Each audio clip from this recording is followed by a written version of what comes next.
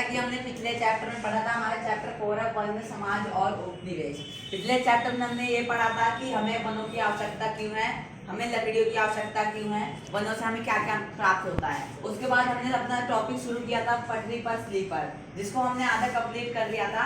अब आइए उसका आगे पढ़ते हैं। तो देखो हमने क्या क्या पढ़ा था कि उस समय में लकड़ियों का ज्यादा कटाव किस कारण हो रहा था, क्योंकि उस टाइम स्लीपरों की मांग थी और ट्रेन इंडिया में न्यू न्यू आई थी ट्रेन, और जिसके पटरियों को बिछाने के लिए स्लीपर की मांग थी। स्लीपर मैंने आपको बताया था क्या होते हैं, जो पिलर लाइक होते हैं, जो पटरियों के नीचे होते थे उसको सपोर्ट देने के लिए, जिसपे पटरियां होती थी ताकि वो पटरियां एक पैरेलल लाइन में हो सके। ठीक है, तो उसकी मांग बढ़ी और ईंधन यानी फ्यूल की मांग बढ़ी। जैसे कि मैंने आपको बताया था कि जो इंजन होते थे पहले के टाइम में ट्रेन के, वो कोयले से चलते थे, और कोयला कहाँ से मिलता है हमें, लकड़ियों से। मतलब सिंपल सी बात है। तो उन दोनों के लिए जंगलों को काटा गया, यानी कि लकड़ियों का उपयोग किया गया। अब हम थोड़ा समझते हैं कि उस टाइम में लकड़ियों कितना अधिक मात्रा में उपयोग किया गया कि बाद में वन्य कानून लगाना पड़ा। तो देखते हैं कि भारत में रेल लाइनों का जो जाल है वो 1860 के दशक में स्टार्ट हो गया था। 1816 में रेल लाइन बिछना स्टार्ट हो गई थी। ठीक है, पहले 1890 यानी कि 30 साल में, 30 साल के अंतराल में, यानी कि 1860 से और 90 के बीच 25,000 और 500 किलोमीटर ट्रेन की पटरियां बिछी। ठीक है, इतनी ट्रेन की पटरियां बिछी। और उसके बाद 1946 में, यानी कि इससे लेकर, देखो इससे और इसके बीच में ये जो 25,000 था, ये आंकड़ा कितने में पहुंच गया, ये पहुंच गया 7,65,000 किलोमीटर। यानी कि समझ लो कितने गुना बढ़ गया, लगभग बहुत गुना बढ़ गया, 10 से 20-25 गुना बढ़ गया इसका आंकड़ा। कितने साल के अंदर, लगभग 66 साल के अंदर इसका आंकड़ा इतना ज्यादा बढ़ गया। और इसको जब इसका आंकड़ा बढ़ा तो पहले के टाइम में हम जानते हैं कि आज के टाइम में कंक्रीट के स्लीपर्स होते हैं, पहले लकड़ियों के थे, और लकड़ियां कहाँ से मिलती थी, जंगलों से। तो जंगलों की कटाई शुरू कर दी गई, जिसके कारण क्या हुआ कि बड़ी तादाद में पेड़ काटे गए। और मद्रास प्रेसिडेंसी में 1850 के दशक में प्रतिवर्ष 35,000 पेड़ जो थे वो स्लीपरों के लिए काटे गए। जो मद्रास प्रेसिडेंसी थी, यानी कि आज के टाइम में जो चेन्नई जिसको हम कहते हैं, वहां पे हर साल 35,000 पेड़ जो है वो सिर्फ और सिर्फ पटरियों के स्लीपर्स के लिए काटे गए। ठीक है, जिससे कि आप समझ सकते हैं कि एक साल में 35,000 पेड़ बहुत छोटी बात नहीं होती। यहाँ पे अगर बहुत बड़े बड़े पेड़ हैं आपकी गलियों में लगे हैं, अगर उनमें से आप 4-5 पेड़ भी काट दो तो ऐसा लगेगा बहुत अजीब अजीब सा। और आपको जैसे मान लो अभी आप गांव में जाओगे, वहां पे पॉल्यूशन नहीं होता, जो पेड़ों के कारण होता है, वहाँ हरियाली ज्यादा है, ग्रीनरी ज्यादा है, वहाँ ऑक्सीजन की मात्रा ज्यादा है कंपेयर टू CO2। ठीक है, लेकिन अगर वहीं से हम पेड़ों को हटा दें तो वहां पे क्या होगा, जैसे दिल्ली में पॉल्यूशन हो रहा है वैसा ही पॉल्यूशन वहां पर भी होगा। तो उसके बाद क्या हुआ कि लोगों ने क्या करा, निजी ठेके के लिए, बोलते हैं ना ठेके पे काम करवाते हैं, उसके लिए पेड़ों को अधिक मात्रा में काटा, बिना सोचे समझे पेड़ों को काटा अंधाधुंध। रेल लाइनों के इर्द गिर्द जंगलों का तेजी से गायब होना, इर्द गिर्द यानी कि अगल बगल, जहां जहां से रेल लाइन जा रही थी सिर्फ वहीं पे नहीं, उसकी अगल बगल जितने भी जंगल थे वहां से पेड़ों को काट दिया गया स्लीपर्स के लिए। और वो लोगों ने काटा अपने निजी ठेके, यानी कि उन्होंने, जिन्होंने ठेका लिया था उसका, उन्होंने पेड़ों की कटाई करी। उसके बाद क्या, मुल्तान से सुक्कूर के बीच इंडस वैली रेलवे नाम से लगभग 300 मील लंबी एक नई लाइन बनाई गई। ठीक है, ये मुल्तान और सुक्कूर जगह है, मुल्तान और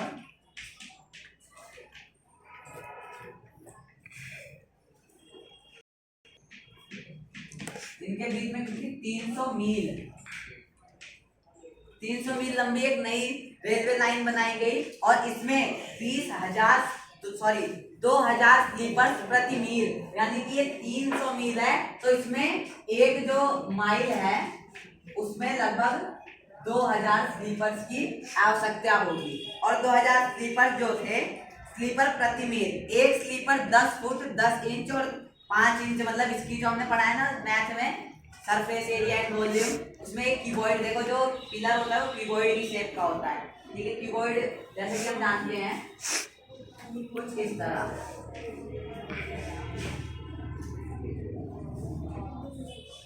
इस तरह। ठीक है, यानी कि 3D शेप और इसकी जो लंबाई थी वो 10 थी, जो चौड़ाई थी 10 थी, और जो ऊंचाई थी वो 5 इंच थी। ठीक है, तो इस हिसाब से मतलब इस स्ट्रक्चर के जो पिलर थे उनका उपयोग किया जाने लगा। और वो कितने, लगभग 6 लाख स्लीपर की जरूरत, 2 लाख क्यूबिक फीट लकड़ी की आवश्यकता, यानी कि 6 लाख स्लीपरों की आवश्यकता किसके लिए थी, 300 मील रेल लाइन बिछाने के लिए, और इसमें 2 लाख क्यूबिक लकड़ी की आवश्यकता होती थी। इंजन चलाने के लिए प्रति मील 1 मन, जैसे मैंने बताया 40 किलो लकड़ी 1 मील इंजन को चलाने के लिए चाहिए थी। 40 किलो 1 मन बराबर 40 किलो होता है। ठीक है, और इंजन और सालाना 2,19,000 मन, ठीक है, की जरूरत इंजन को चलाने के लिए, यानी कि आने जाने के लिए 300 मील की जो लाइन थी, इसमें आने और जाने के लिए पूरे साल का जो ईंधन का खर्चा था यानी फ्यूल था वो कितना होता था, 2,19,000 मन लकड़ी। मन यानी कि 1 मन में 40 किलो, और उसी को मल्टीप्लाई करके आप किलो निकाल सकते हैं। ठीक है, अब हम थोड़ा सा पढ़ते हैं कि बागान यानी कि प्लांटेशन, इसको प्लांटेशन बोलते हैं। तो देखो, हमने अभी तक क्या पढ़ा कि पटरी पर स्लीपर यानी कि स्लीपर की आवश्यकता क्यों थी, और उसके लिए जंगलों को कितनी अधिक मात्रा में काटा गया। अब हम देखते हैं बागान यानी कि प्लांटेशन। अधिकतर आपने अभी भी देखा होगा टीवियों में कि जो टेरेस्ट्रियल पहाड़ी एरिया होते हैं, जैसे केरल हो गया, सॉरी मतलब जो वहां पे चाय की खेती होती है उन्हीं को हम बागान कहते हैं, उन्हीं की को चाय की और भी चीजों की खेती होती है। तो उस टाइम में क्या थी, यूरोप में इनकी डिमांड बहुत ज्यादा मात्रा में बढ़ रही थी, चाय कॉफी इन चीजों की। उसके लिए क्या किया गया, अंग्रेजों ने क्या किया, अंग्रेजों ने ये कहा कि अब देखो वहां पे इतना ज्यादा अगर वहीं पे उगाएंगे तो उन्हें लॉस होगा, क्योंकि वहां पे चीजें भी महंगी हैं और वहां पे जो है जमीन भी कम है। तो उन्होंने क्या किया, उन्होंने ये किया कि भारत तो उनके पास था ही, उन्होंने भारत पे कब्जा कर ही रखा था। उन्होंने क्या किया कि भारत में जो जंगल थे उनपे घेराबंदी कर दी, यानी कि उनको एक तरह से घेर दिया, वहां कोई आ जा नहीं सकता था।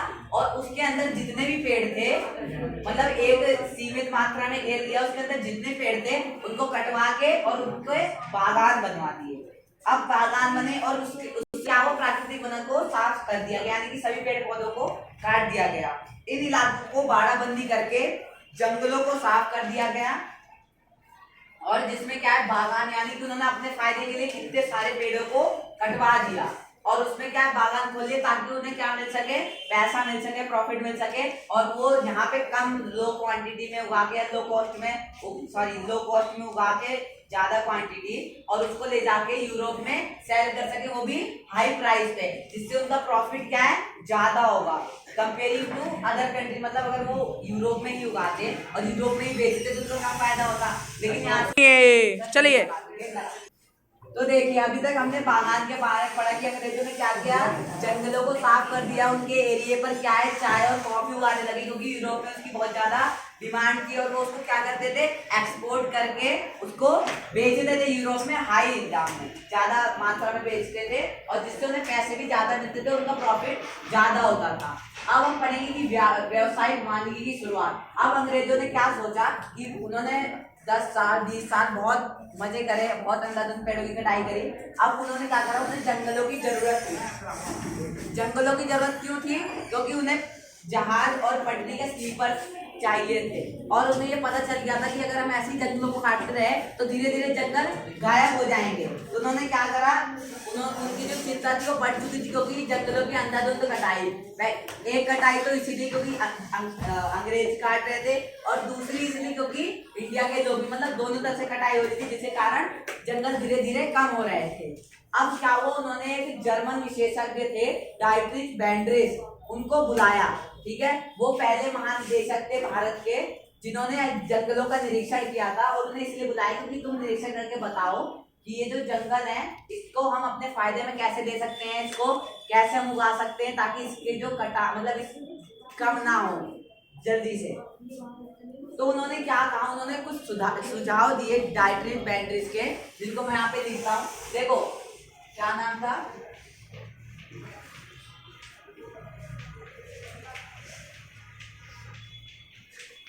डाइट्रिच बैंड्रेस, और उनके सुझाव क्या क्या थे पहले देख लेते हैं। देखो उन्होंने क्या कहा कि लोगों को संरक्षण विज्ञान का प्रशिक्षण देना होगा, यानी कि उन्होंने कहा कि लोगों को बताना होगा कि हम जो पेड़ के अंदर तो काट रहे हैं, वो हमें नहीं काटना। जैसे हम आज के टाइम में पढ़ते हैं अपनी साइंस की बुक में कि हम पेड़ जो काटे हैं, पेड़ से हमें ऑक्सीजन मिलता है, मेडिसिन मिलती हैं, तो हमें पेड़ों को नहीं काटना चाहिए। तो वही उस टाइम में लोग इतना पढ़ते नहीं थे, लोग गाँव में रहते थे, खेती करते थे, तो इसलिए उन्होंने कहा, डायटरीज बैंड्रिस ने कहा कि लोगों को इसके लिए प्रशिक्षित करना होगा ताकि वो पेड़ों का महत्व समझें और उसको ना काटें। उन्होंने क्या कहा कि लोगों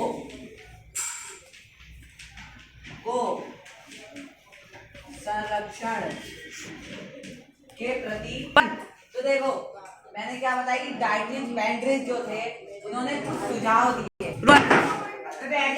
तो जैसे कि हमने देखा, मैंने बताया कि डायटरीज को बुलाया गया और उन्होंने कुछ सुझाव दिए। उन्होंने पहले जंगल का निरीक्षण किया और उसके बाद उन्होंने सुझाव क्या दिए कि लोगों को संरक्षण के प्रति प्रशिक्षित करना होगा, उन्हें बताना होगा कि जंगल का महत्व क्या है ताकि वो लकड़ियों को कम से कम काट पाए। प्रबंधन के लिए एक व्यवस्थित तंत्र विकसित करना होगा। तंत्र यानी कि लोगों का ग्रुप, यानी कि जो गार्ड होते हैं और जो भी मतलब जंगल में देख रेख करे ताकि लोग पेड़ पौधे ना काट पाए, जंगल की संपत्ति को हानि ना पहुंचा पाए। और फिर बोला कि वन संपदा के उपयोग संबंधी नियम तय करने होंगे। नियम क्या कि लोग अगर जंगल से लकड़ियां ले सकती हैं तो एक सीमित मात्रा में ले सकते हैं, जंगल को अलग अलग कैटेगरी में बांटा गया, ये सारे नियम थे। उसके बाद क्या कहा कि पेड़ों की कटाई और पशुओं को चराने जैसी गतिविधियों पर पाबंदी, यानी कि जो पेड़ काटते हैं लोग उनको पेड़ काटने पर, और जो पशु चराते हैं पशु उन पर पाबंदी लगा दी जाए, जो जंगल में पशु चराते हैं या पेड़ काटते हैं। उससे उन्होंने कहा कि इससे जो है जंगलों की लकड़ी जो है उत्पादन के लिए आरक्षित किए जा सकेगी। ये कानून लगा दो तो लोग जंगल में नहीं आएंगे, जिससे लकड़ियां लोग नहीं काट पाएंगे, सिर्फ हमारे उपयोग के लिए होगी, यानी कि अंग्रेजों के लिए, जिससे ये आरक्षित यानी कि रिजर्व हो जाएगी। उसके बाद क्या कहा कि असमानता करने वाले को सजा मिलेगी। कैसे?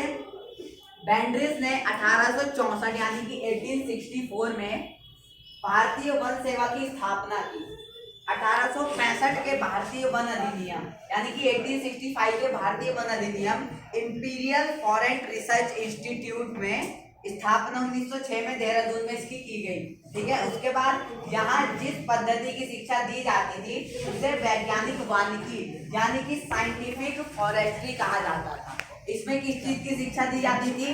फॉरेस्ट के बारे में। ठीक है, कहा गया। लेकिन अब इसे शामिल नहीं मानते, लेकिन अभी प्रेजेंट में इसको शामिल नहीं किया जाता, इसको अलग कर दिया गया।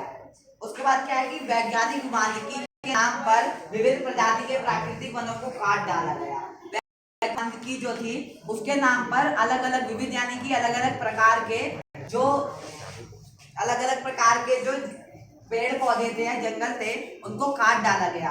इनकी जगह सीधी पंक्ति में एक ही देखो वैज्ञानिक वानिकी क्या थी? डायटरीज बैंड्रिस ने कहा कि जो एक ही जंगल के छोटे एरिया में कहीं पे नीम का पेड़ है, कहीं पे पीपल का पेड़ है, कहीं पे आम का पेड़ है, उसको काट दो और उसकी जगह पे क्या लगाओ? आम के पेड़ लगाओ या पीपल भी। मतलब एक रो में, जैसे हम खेत में देखते हैं कि लोग खेत में खेती करते हैं तो गेहूं बोएंगे तो गेहूं बोएंगे, धान लगाएंगे तो धान लगाएंगे, मटर बोएंगे तो मटर। ये तो नहीं है कि सब मिक्स करके गेहूं धान मटर एक ही साथ मिक्स करके एक पेड़ मटर का एक पेड़ गेहूं का, ऐसे तो होगा नहीं। सेम वही चीज क्या कहा? वैज्ञानिक वानिकी इसी पद्धति को कहते थे कि एक सारे पेड़ काट दो और एक रो से एक ही समान पेड़ लगाओ। बागान का कटाई का क्षेत्रफल तय प्रतिवर्ष, मतलब बागान का जो कटाई का क्षेत्रफल था उसको एक तय कर दिया कि इस वर्ष में इतने बागानों को काटा जाएगा, मतलब इतने जंगलों को साफ करके उसमें बागान आया। वन अधिनियम 1865 हमने क्या पढ़ा था? 1878 में आया था वन अधिनियम, लेकिन हम और थोड़ा पढ़ते हैं कि इसमें 2 बार संशोधन किया गया। संशोधन यानी कि जिसमें गलतियां थी उसको सही करा गया। जैसे हमारे संविधान में भी कई बार संशोधन हो चुके हैं। कुछ ऐसे कानून थे जो कि लोगों ने सोचा था लेकिन बाद में वो कैसे हुए? गलत हुए या लोगों के लिए सुटेबल नहीं थे, तो उसमें उसको थोड़ा चेंज करके उसमें संशोधन करके थोड़ा उसको बदल दिया गया। सेम यही चीज हुई कि वन अधिनियम 1865 में 2 बार संशोधन यानी कि 2 बार इसमें बदलाव किए गए। पहला बदलाव क्या था? 1878 में और दूसरा क्या था? 1927 में। इसमें क्या है? 1878 में जो वन अधिनियम था उसमें जंगलों की श्रेणी में बांटा गया। कितनी श्रेणी में? आपके पेपर में क्वेश्चन आ सकता है कि 1878 या वन वन अधिनियम के तहत जंगल को कितनी श्रेणी में बांटा गया।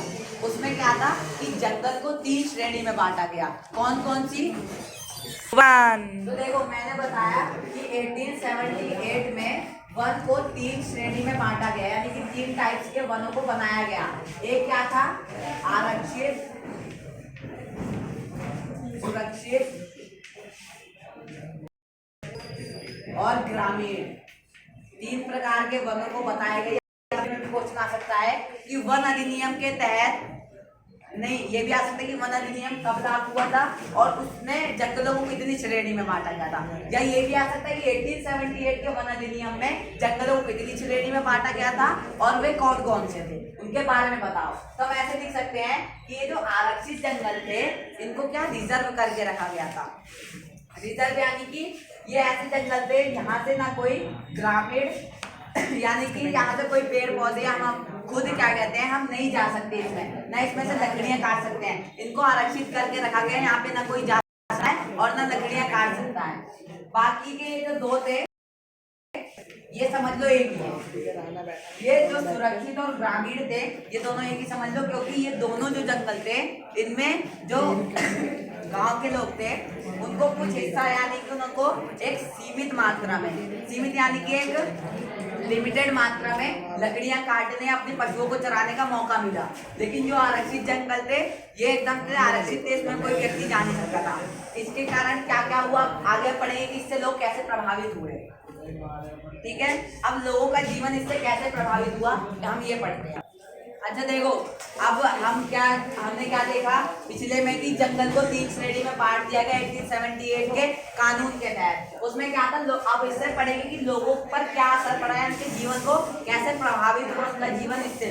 तो ये पढ़ते हैं कि जंगल को जब 3 कैटेगरी में बांट दिया गया, यानी कि आरक्षित, सुरक्षित और ग्रामीण। तो जो आरक्षित था उसको एक तरह से अलग कर दिया गया लोगों से, वहां कोई आ जा नहीं सकता था, कोई पेड़ पौधे लकड़ियां नहीं काट सकता था। और जो सुरक्षित और ग्रामीण थे वहां से लोग एक सीमित मात्रा में यानी कि लिमिटेड क्वांटिटी में पेड़ पौधे काट सकते थे या उसका यूज कर सकते थे। तो यही हुआ कि जो लोग थे, अब इससे क्या हुआ कि जो लोग झूम खेती करते थे या घुमंतू खेती करते थे उनका बहुत बड़ा नुकसान हुआ। क्योंकि जैसे हमने कहा कि झूम खेती या घुमंतू खेती क्या होती है कि जब जैसे जो लोग पहले आदिवासी लोग रहते थे, जंगल में रहते थे वो लोग, तो वो क्या करते थे कि वो जंगल के हिस्से, बड़े हिस्से को काट देते थे वहां के पेड़ पौधे और वहां पर खेत बना देते थे। और खेत बनाने के बाद उसमें 3-4 साल फसल बोते थे और उसके बाद जब उन्हें लगता था कि यहाँ की मिट्टी वैसी हो चुकी है, इसके सारे मिनरल जो है खत्म हो चुके हैं, तो उसको छोड़कर वो चले जाते थे और कहीं और पेड़ काट के खेत बना देते थे। उससे क्या होता था 10-12 साल में जो लोग छोड़ के गए जमीन वहां दोबारा पेड़ उगाते थे। तो इसी कारण जब जो जंगलों को आरक्षित किया गया उनमें से लोगों को बाहर कर दिया गया क्योंकि ये लोग पेड़ ना काट सके, तो इनके लिए समस्या आई। अब इन लोगों को जंगल से निकलकर बाहर आना पड़ा, यानी कि गांव में। तो इनको देखो, इनको हम क्या कहते हैं, वनपाल और ग्रामीण 2 प्रकार के लोग थे। तो ये कैसे कैसे पेड़ चाहते थे अपने जंगल में। जो ग्रामीण लोग थे वो चाहते थे कि हर प्रकार की जो है पेड़ हमारे जंगल में मौजूद हो, हर प्रकार के, यानी कि शीशम हो गया, पीपल हो गया, नीम हो गई, आम के पेड़ हो गए, एटसेट्रा एटसेट्रा, पपीते के, मतलब फल फ्रूट, जो हर प्रकार के पेड़ मौजूद हो। कौन चाहते थे? ग्रामीण यानी कि विलेजर चाहते थे। और जो वनपाल थे वो क्या चाहते थे कि सागौन साल जैसे मजबूत पेड़ मौजूद हो। सागौन साल पेड़ों की प्रजाति होती है, पेड़ों का नाम होता है, जो कि बहुत ज्यादा मजबूत होते हैं। ठीक है, और वो उनका यूज क्या होता है मजबूत चीजों को बनाने के लिए, जैसे कि फर्नीचर हो गया, महंगी चीजें, महंगे जैसे बैट हो गया जिससे हम बैट बॉल खेलते हैं, मजबूत चीजें बनाने के लिए उनकी लकड़ियों को उपयोग किया जाता है। तो जो ग्रामीण थे वो ये चाहते थे कि हर प्रकार के पेड़ मौजूद हों। जो वनपाल थे वो ये चाहते थे कि सिर्फ सागौन और साल के पेड़ जो है वो मौजूद हो, जो कि एक मजबूत पेड़ होते हैं। अब देखो लोग जंगलों से क्या क्या लेते थे, कंदमूल। तो देखो जैसे मैंने बताया कि जो वनपाल थे वो कैसे पेड़ चाहते थे, वो ये चाहते थे कि जो पेड़ हो वो सिर्फ साल और सागौन के हो, जो कि बहुत मजबूत होते हैं। और ग्रामीण ये चाहते हैं कि हर प्रकार के पेड़ मौजूद हो ताकि उन्हें क्या